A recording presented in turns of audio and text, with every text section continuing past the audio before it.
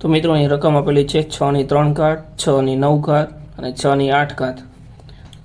તો જ્યારે પણ ઘાત બધાની અલગ અલગ હોય અને આધાર સરખો હોય તો ત્યારે આપણે તેનો સરવાળા અને બાદબાકી ઘાતની કરશું. તો જ્યારે ભાગાકારની નિશાની હોય તો ઘાતની બાદબાકી થશે અને જ્યારે ગુણાકારની નિશાની હશે તો ઘાતનો સરવાળો થશે.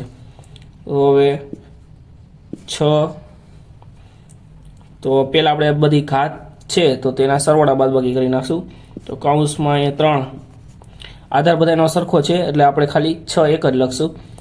3 તો અહીંયા ભાગાકારની નિશાની એટલે બાદબાકી, પછી 9 એમ, પછી અહીંયા ગુણાકારની નિશાની એટલે અહીંયા સરવાળો અને 8 કૌંસ પૂરો. ત્યારબાદ તો અહીં 3 એ પ્લસ છે, 9 માઇનસ છે અને 8 એ પ્લસ છે. તો આપણે પહેલાં જે પ્લસ પ્લસ છે તેનો સરવાળો કરી લઈશું. 3 અને 8, તો 3 અને 8નો સરવાળો થશે 11 અને -9 એમ9. અહીં 6 ની 11માંથી 9 જશે એટલે 2 ઘાત વધશે. 6 ની 2 ઘાત વધે એટલે 6નો વર્ગ, 6નો વર્ગ એટલે જવાબ થશે 36. તો આનો સાચો જવાબ છે 36.